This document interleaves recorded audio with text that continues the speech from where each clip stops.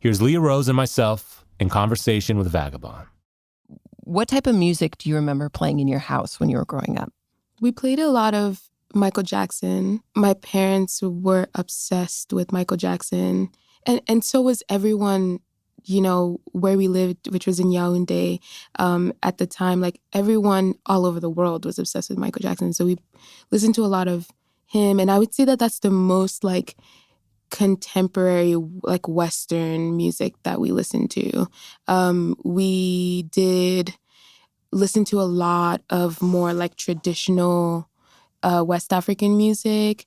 Manu Dibango was a huge one. Right. Like, he's so beloved in our like, all over, but really, like, he's a star in our country. We listen to a lot of that. But most of the music that I listened to was, like, gospel music. My grandmother's a choir director. So a lot of my relationship to music was, like, at church. And so we'd listen to a lot of that and a lot of, like, passed down, like, traditional folk stuff that my grandmother would sing around.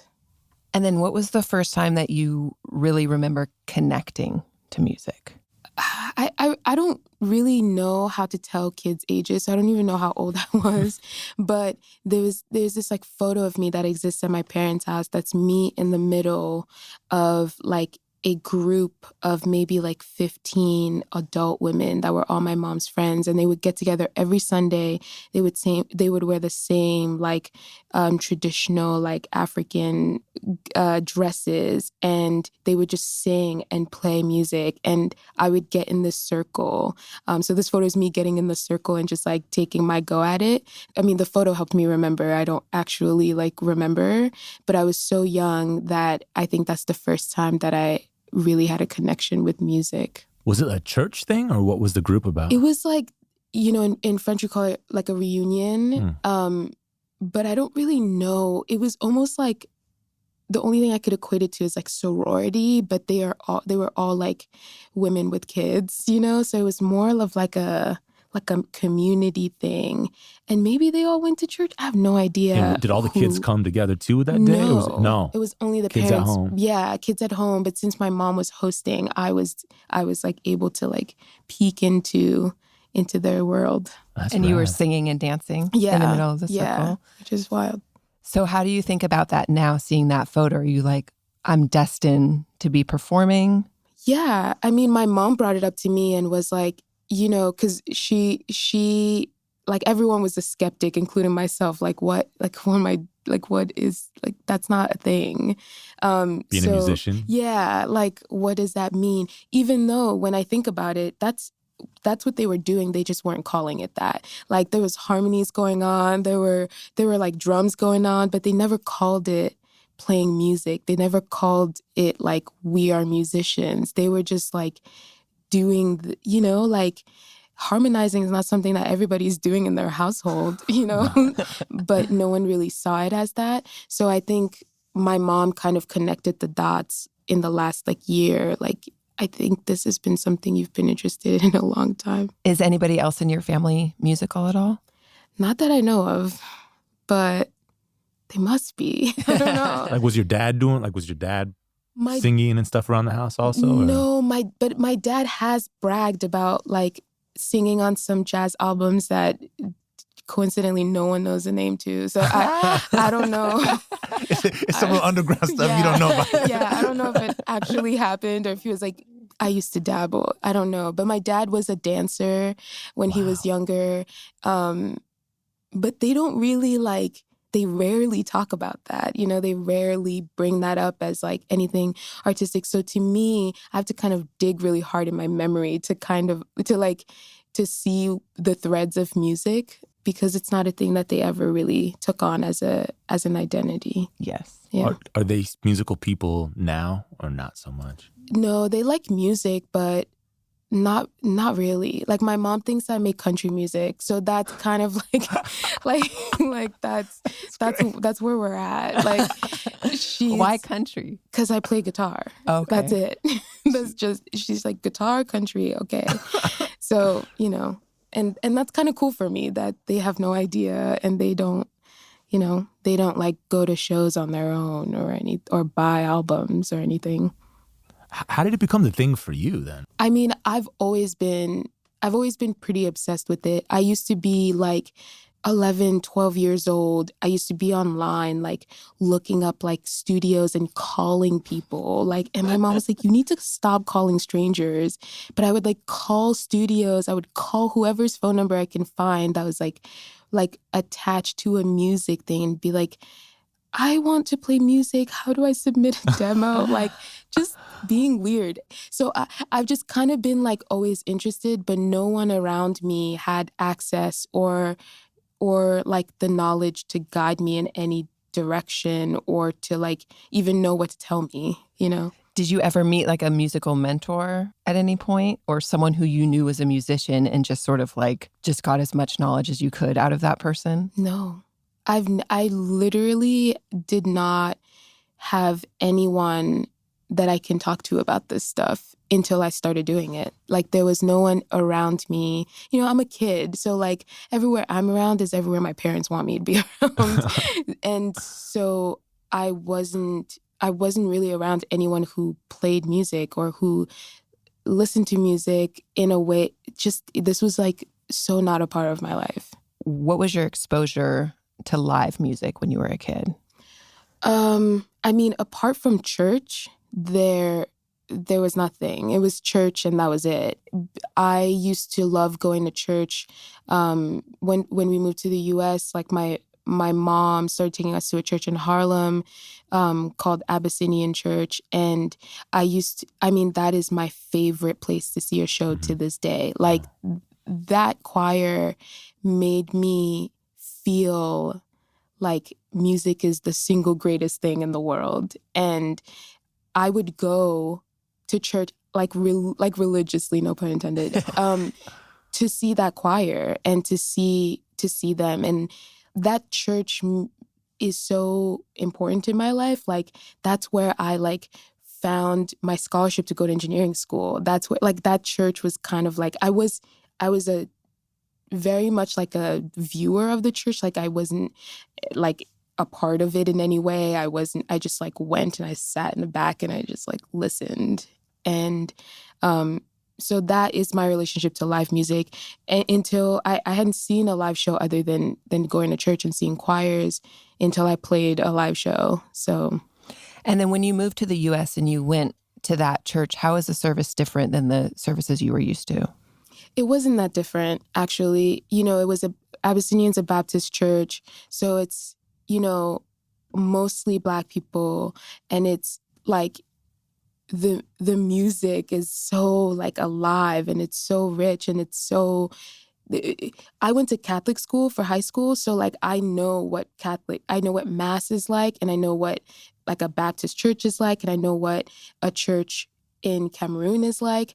And I would say that the church I went to in Cameroon is more similar to a Baptist church than it is to a Catholic church. You get up, you like are interacting, you're like letting it take you. Well, I was curious because I was wondering if because you got a guitar, you started getting interested in music, playing music, and you got a guitar. Well, I guess not till 17, but were you writing songs in French early on, or? I was writing already in English because I was listening to music in English. So I was listening to like whatever was on the radio at that time. When I first started kind of like wanting to write music, it was like pop punk on the radio and like alternative like rock. 41. like Avril Lavigne? Not even Avril Lavigne, Blink-182, but even like less of the stuff that has even held up, no shade to these bands, but like Mayday Parade. Wow. Do you know I that don't know band? I remember them being on like Mayday Parade. Warped Tour like all the time. Yes. Oh, that sounds like, very Warped So Tour. like Warped Tour kind of bands. Yes. I was obsessed and I was like so... I was like really into All Time Low and like Forever the Sickest Kids. Whoa, Like- these are deep. I don't know. Like, I had a phase, but these are Like Deep cuts. I was very into those bands. Do you remember, can you put yourself back into that mindset? What was it about that particular kind of music that you loved? it was the screaming. Like it was like, you know, you're like a teenager and you're angry, and no one had told me about like Rage Against the Machine. No one told me that there was like cool shit out there. So I was like good aggressive music. Exactly. Again, you needed a mentor. Yeah, I know. No one told me this stuff was happening. So I was listening to the stuff that was closest to that, but on the radio, because that's what I had access to. Like when you don't know anyone who's going to tell you about the record store or like or Rage or System of a Down or whatever, like before anyone could tell me about that, like there was All Time Low on the radio, there was Avril Lavigne on the radio, there's Fifi Dobson, who kind of changed my life. Fifi Dobson. Who's that? Yeah, who was like, she was like the Black woman who was on MTV, like like playing guitar and like singing that kind of music. And there was really I was really not seeing any Black girls or any Black women doing that kind of music like on TRL or on MTV and she was that. And so like that's kind of that was like the first time that I was like, oh my God, music is so cool. I want to play guitar. So did you start dressing differently at that point? Yeah, I mean, I definitely had like the swoop over bangs and like the dark eye makeup. That's like, Avril Lavigne. Yeah, like, you know, I did that for sure. It's fine. We survived. Yeah. I had a phase, man. My mom was concerned. She's like, are you gothic? Are you going to kill yourself? I was like, I think I'm cool. That's so funny. Yeah. When was the first time you actually went to a live show? The first time I went to a live show, I guess technically my first one was the first show that I played, which was in 2014 at the Silent Barn in Brooklyn, New York. Right. I knew that the Silent Barn was a place that had like community built in, and that was a place that I can start learning how to play. And so I was like looking at their calendar and I was like, okay, like I wonder if I can hit up the bands instead of hitting up Silent Barn, because they don't know who I am. Like I'm not like anything or anyone. So I'm gonna hit up the bands and send them my song. So that's what I did. I hit up the band out of Massachusetts and I said, hey, I just put out this song, can I open the show? And they were like, yeah, whatever. Wow. And had you been to the venue before? No. Did you? How terrifying. I'm scared just hearing that story. Yeah, I mean, I think I'm more afraid now of things than I was back then. I was just like, what do I had written maybe like a handful of songs by then, and I knew that I was practicing them. So I was just going to do what I did to practice. I don't know. I just did it. Did it feel different? Because, I mean, I imagine at home you weren't practicing with like a microphone, right? No. Like in a PA and all that. Yeah. Like, so that must have felt really different when you get up on stage. Yeah. I mean, it was very different. It was very jarring. Yeah. But I mostly wanted to be good enough that the other musicians thought that I was good enough. Like you wanted to impress them. Yeah, that's like kind of what the objective was. Like I wasn't even thinking that other people would be listening. I'm just like, but if the other people think that I am doing something, then like maybe I'm doing like maybe you'll fit in, or you're one of them. Yeah, or I'm on the right path, or like this makes sense that I'm here. Like maybe if no one could tell that I've never done this before, I think I'll be okay. You know? Did you feel powerful? I did. Yeah, it's weird. It was a weird show, but one thing I have never been was afraid, and that includes being afraid of embarrassing myself. Like that includes being afraid of like being bad, or because at that point I had given up a lot to even be there. So I was like, I wanted to impress these people, but I also didn't care because I had a way different life than everybody else. So I was just very like, I need some validation that like I could do this, but I'm going to do it regardless, if that makes sense. Yeah. So had you given up maybe a path in life that you thought you were going to take at that point? You had already made up your mind that this is what I'm going to do? Yeah, I had made up my mind to myself. I hadn't told my parents that. I hadn't told anybody else in my life that. Because I understood that it would sound crazy. Like, you know, I'm an engineering student. That is clearly a path that is pretty much guaranteed. Like, you know, they say that you don't know if you get out of school and you have a job. But like in technology and like engineering, you have a job. Like you can go get a job that pays you like $70,000 when you're 22 and you could be all right. Yeah. You know? It's very stable. It's very stable. And it sounds really good. yes. It's very impressive. Yeah. And your parents want to tell everybody that that's what you're doing. Yeah. Especially, you know, parents who came here and worked to give you an education. Exactly. Right. I mean. Exactly. Yeah. So I was like, already knew that I would be doing that, but I was like, let me make sure I have something to show before I blow my whole life up. And then who were you collaborating with back then? Was there anyone who you would sort of like play stuff for, get feedback from? Yeah, I had very early on before Infinite Worlds, I had a friend who was also an engineering student, and he had like an emo band, and he was the only one that was around me that like played guitar and like played loudly and like screamed and stuff. And so I would play him early on my songs, and in the very, very early iterations, like that first show, he played it with me. And I wouldn't really get feedback I wasn't really interested in because I didn't really even know. I didn't want, I've been really adamant about people shaping me in like in too early of a stage. There were so many things that I knew that I would become better at, that like only I have insight on the vision. Like, so there was like a lot, if the notes were based on like my current self, I knew that I was so new to it that there was bound to be progress. So what songs were you playing then? I was playing just a lot of songs that ended up on my first album. Okay. A lot of the songs from Infinite Worlds are from like 2014. Wow. They're some of them are the first songs that I've written. Songs like Cold Apartment, Sharks, aka the Embers, and then there were a few that were on the EP before Infinite Worlds that I was playing too. Would you mind playing Sharks? Would you mind playing the Embers? Oh, sure. Yeah. I haven't practiced that in a long time. It sounds so good. It's just incredible that so early on you had a vision. Yeah. And that you were so confident. Yeah. Yeah. I mean, it seems like you're still sort of have that same philosophy. With the new album, you did pretty much everything completely on your own, played almost every single instrument, produced every song.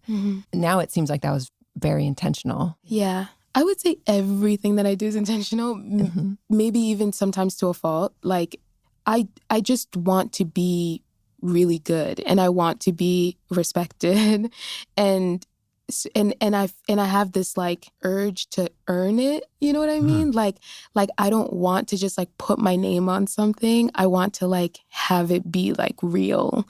I want to know that I could produce a record, but at the end of the day, like, I'm really glad that I did that. I'm really glad that I know how to do that, and that whatever this album means now or later, like, I know that it's important for like my trajectory as a musician.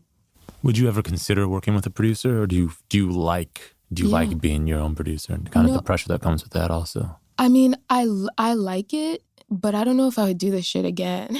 Like, I think that, you know, this last self-titled record is my second album. And it's not just like my second album on a label. It's not just like my second album as Vagabon. It's my second album, period. Like, it's the second body of work I've made. And so it's still really early on for me. And I still wanted to be like to know what I was doing, even if I have access to hire anybody. Like, I want to have that knowledge, and then I can kind of like open it up a little bit. So now I feel like I'm in a stage where I can like go as far as like co-producing. How do you think about the second one? I mean, it's like your newest record, but it's been a couple of years, and you're writing the new one now, so it kind of is behind you in a way. Yeah, it's a little bit Even though behind people are me. discovering it still, right? You know? Like, but yeah, I think I'm like, I honestly go in and out. If I'm like going to be all the way honest, sometimes I'm like, I used to, when it first came out, I was like, I killed that shit. That was so good.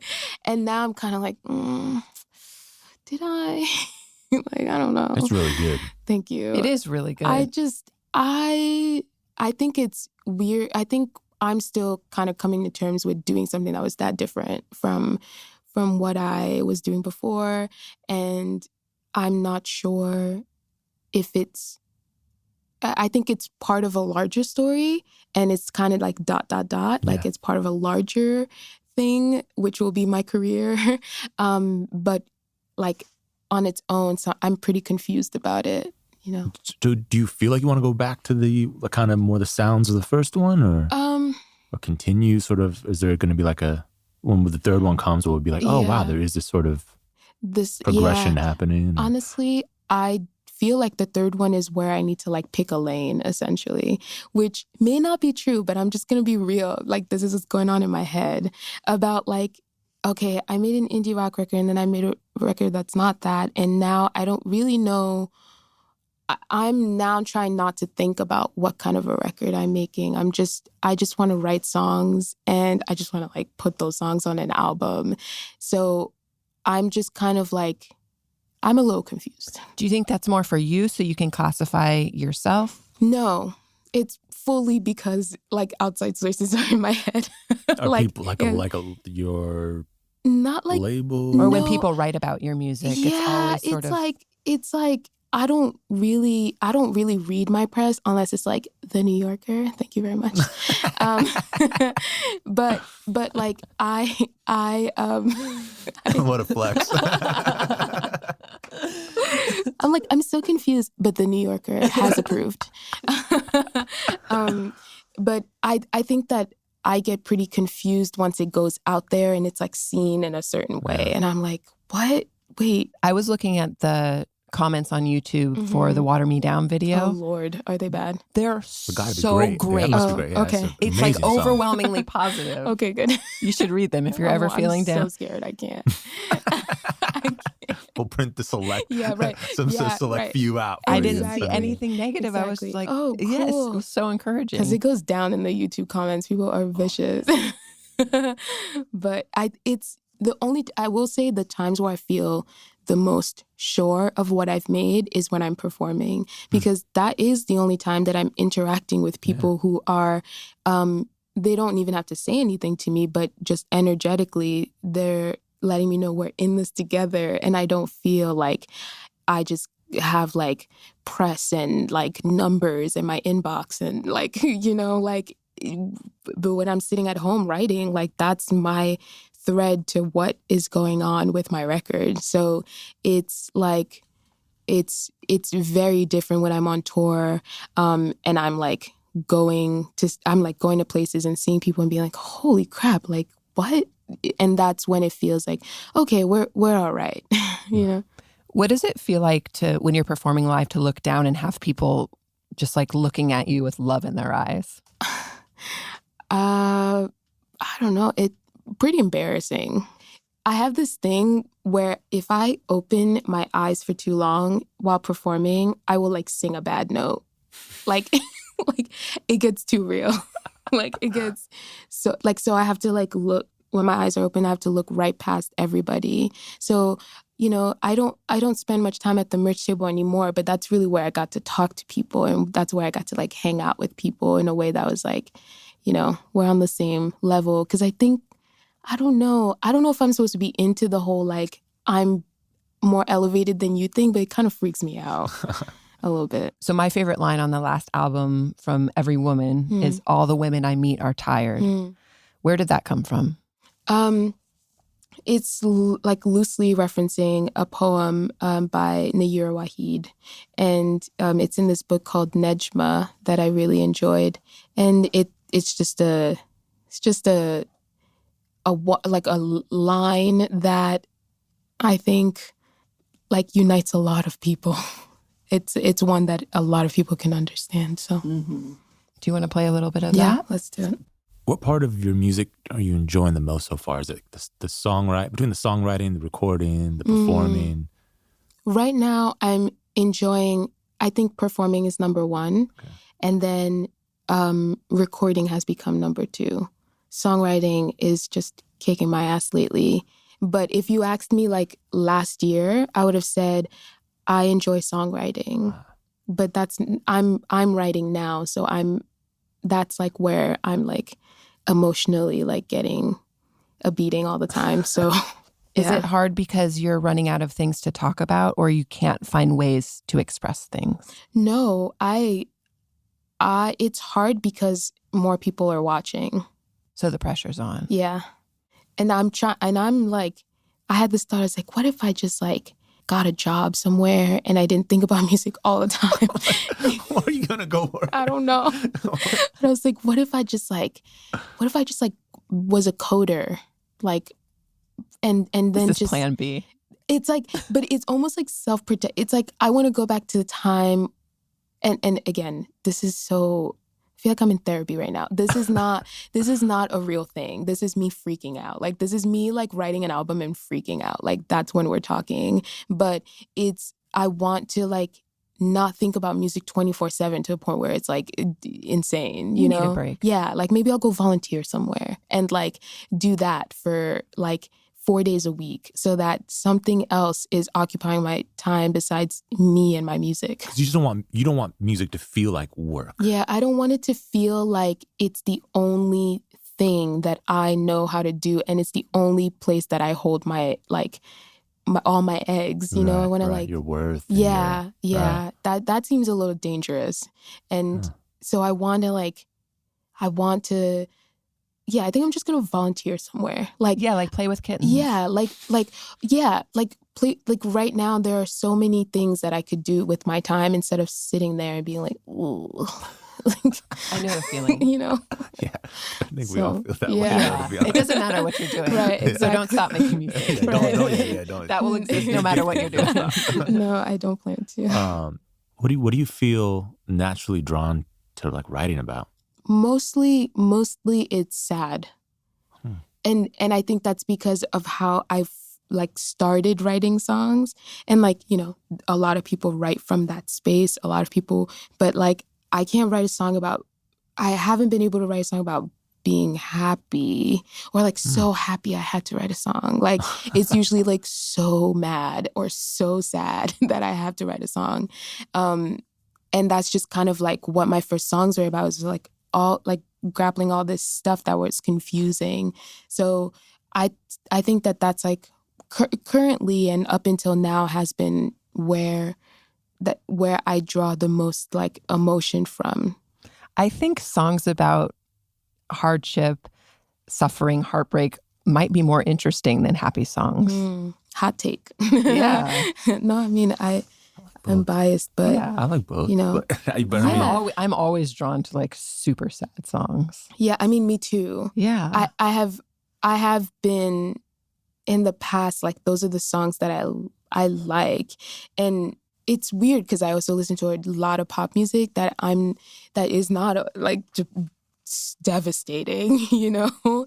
But I think because I've just I had a very sad time like when I was a teenager, that's, you know, when we're talking about like listening to pop punk and like pop punk, emo exactly and emo and like all that stuff, like that's it's not so much that I related to the content of their lyrics, but it was like the emotion.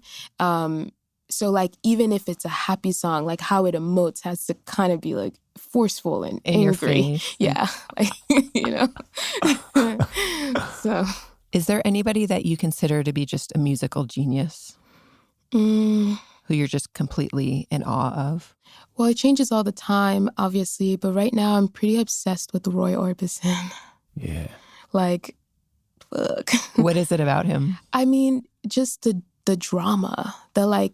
It's grand. And it's, like, really incredible vocalist. And the songs are great. And it's just kind of this like type of singing that makes me like, I'm just super interested and impressed, and like I want to know everything about him these days. I heard a story about him that when he sang, he barely opened his mouth. That's classic crooner. I love it. I'm so jealous. I don't get why people talk about Elvis. I'm like, Roy Orbison. Yeah. Such a beautiful, unique voice. Oh my God. And I like it so, I've been playing that song "Crying." Can you do that? It's so good. I wish. Let me not embarrass myself on here. It's so good. That's a dramatic song. That's what I'm saying. See, I'm saying the sad drama. That's what makes a good song. I'm here for it. And that's the thing. It's like, it's sad, but it still makes you feel good. Yeah. Is there a song that you're trying to write now that you just can't articulate yet? Like a feeling you're trying to get at or an experience you're trying to work through? Yeah, I mean, there are a lot of them, but that's usually that. Writing songs have gotten harder for me. I'm definitely thinking more. One thing I'm obsessed with right now is like my songs reading well without the music, because I've been so like obsessed with production and arrangement, and those things are super important. But like some of my favorite, like mostly folk music, but like they just read so beautifully when you just read the lyrics. And what's an example of a song you're thinking of? I mean, everything on Joni Mitchell's Blue.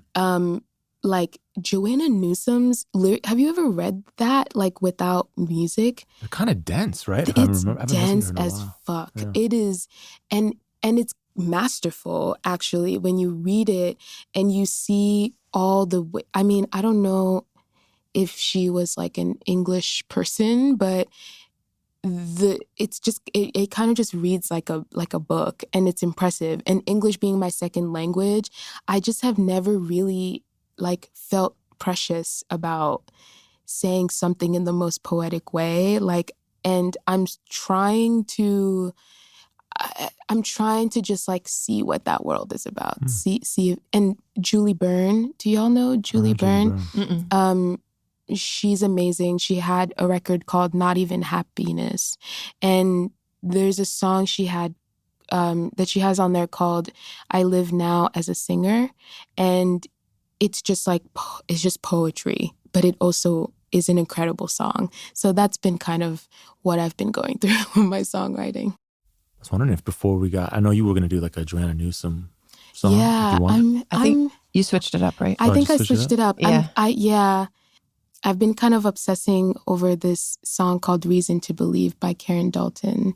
Yeah, Reason. But I think it's a Tim Hardin song. It is. Right? I love that. It is. That's a great. It's so good. And Courtney Barnett and I just recorded a cover of it like 2 days ago. And so it's like in my head. So amazing. I haven't played the Joanna Newsom one in a while. So should we play that now? Do you game to play it? Yeah. Oh, sweet. That was awesome. Thank you. Yeah, thank you. Thank you so much for coming by. Yeah, thanks for having me. This was really fun.